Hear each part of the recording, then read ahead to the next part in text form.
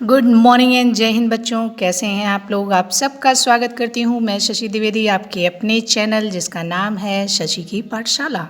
और आज हम लोग सुनेंगे एक बहुत ही बेहतरीन कविता जिसको लिखा है महादेवी वर्मा जी ने। तो और इसका शीर्षक है कहाँ रहेगी चिड़िया। तो ये एक चिड़िया की कहानी है जिसमें उसका घोंसला टूट जाता है। चलो देखते हैं उसका घोंसला कैसे टूटता है। आंधी आई जोर शोर से, डालें टूटी हैं झकोर से। आंधी आई जोर शोर से, डालें टूटी हैं झकोर से। उड़ा घोंसला अंडे फूटे, उड़ा घोंसला उड़ा घोंसला अंडे फूटे। किससे दुख की बात कहेगी, अब यह चिड़िया कहाँ रहेगी। उड़ा घोंसला अंडे फूटे, किससे दुख की बात कहेगी, अब यह चिड़िया कहाँ रहेगी। हमने खोला अलमारी को, हमने खोला अलमारी को, बुला रहे हैं बेचारी को। हमने खोला अलमारी को, बुला रहे हैं बेचारी को। पर वो चींची करती है, पर वो चींची करती है। घर में तो वो नहीं रहेगी, घर में तो वो नहीं रहेगी, अब यह चिड़िया कहाँ रहेगी।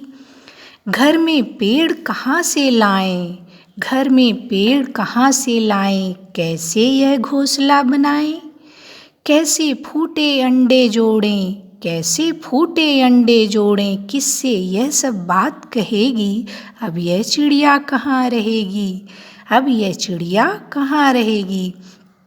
तो दो बच्चे हैं जो देखते हैं कि बहुत तेज़ आंधी आई है और एक चिड़िया का घोंसला टूट गया है और घोंसला तो गिर गया और घोंसला गिरने के साथ उसमें जो अंडे थे वो भी फूट गए हैं। तो वो ये चिड़िया जो है किससे अपना दुख बताएगी।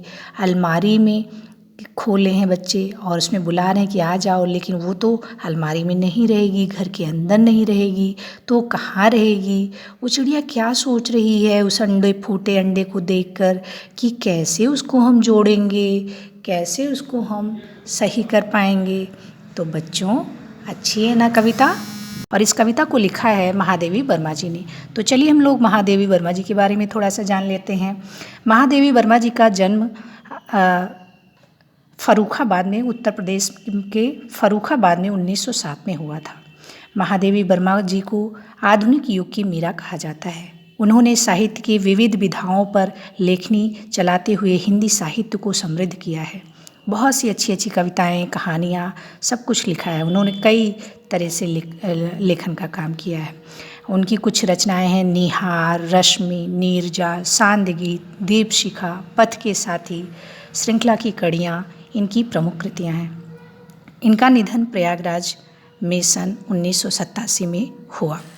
तो बच्चों चलिए इस पाठ से संबंधित कुछ प्रश्न देख लेते हैं। बताइए कि ज़ोर शोर से आंधी आने पर क्या क्या हुआ था। जब ज़ोर शोर से आंधी आती है तो आप अपने गांव में देखते हैं ना, अपने घरों में क्या होता है वो बताइए, और इस कविता में क्या हुआ है ये बताइए। चिड़िया बुलाने पर अलमारी में रहने के लिए क्यों नहीं आ रही है। जब वो बच्चे कह रहे हैं अलमारी खोल के कि चिड़िया आओ, तो क्या हुआ, चिड़िया आई थी कि नहीं आई थी, और क्यों नहीं आ रही है चिड़िया। चिड़िया के लिए दुख की बात क्या है।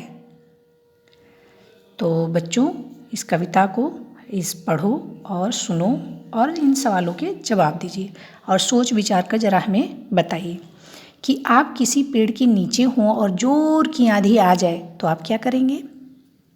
आप वहाँ बैठे रहेंगे कि भागेंगे, क्या करेंगे बताइए।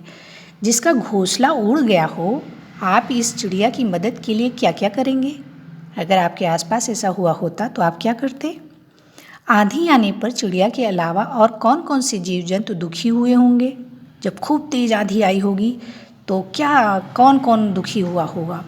घोंसला उड़ जाने पर चिड़िया के सामने क्या क्या समस्याएं आई होंगी। तुम्हारे आसपास जोर की आंधी आने पर क्या क्या होता है। चिड़िया अपना घोंसला उड़ने और अंडे फूटने से दुखी है।